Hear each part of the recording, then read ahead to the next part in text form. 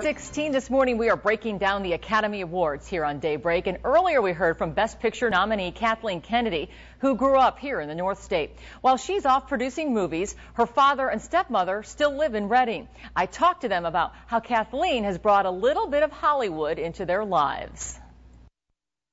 Oh, it's great fun. We had a marvelous time. Don and Margaret Kennedy's Redding home is filled with souvenirs from their adventures in Hollywood. Memories that include time spent with director Steven Spielberg and wife Kate Capshaw. Well, we know Steven well. Yeah, we've done a lot of things with Steven and Kate over the years. Just one of the nicest guys you'd ever meet. Don's daughter Kathleen Kennedy is business partners with Spielberg, producing dozens of his movies. They love to tell the story of Kathleen and Steven's unlikely meeting 30 years ago. He said, I hired her to be my secretary, but he said she couldn't type and she couldn't pour tea without spilling it on someone. But he said she had good ideas, people listened to her, so I decided to have her do what she was trained to do and get a real secretary. So if she'd been able to type, Lord knows whether this would have all happened. Right. Kathleen invited Don and Margaret to countless movie sets, even putting them to work as extras on Indiana Jones and the Temple of Doom. You guys with Harrison Ford? Yeah. Uh-huh. Boy, he's a handsome guy, isn't he? Yeah, He is. He's a neat guy. Ah, Dr. Jones, I'm Earl Weber. In the opening minutes of the second Indiana Jones movie, there's Don playing one of the Catholic priests wearing pith helmets as Indy dashes to his plane.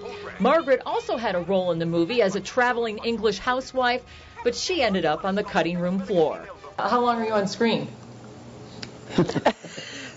Very, very briefly. Hollywood took them a long way from their lives back in Redding. When Kathleen Kennedy graduated from Shasta High School and headed to San Diego State, she had no intention of being in the movie business. She was studying to be a nurse. She called me on the phone one day and she said, I can't do it. And I said, you can't do what? She said, I can't do the dissection of the mouse. And I said, well, that's a shame, but you know, if you're going to be in the medical field, you have to do that sort of thing. She said, well, I don't want to be in the medical field. I want to be in film. She can't stand blood.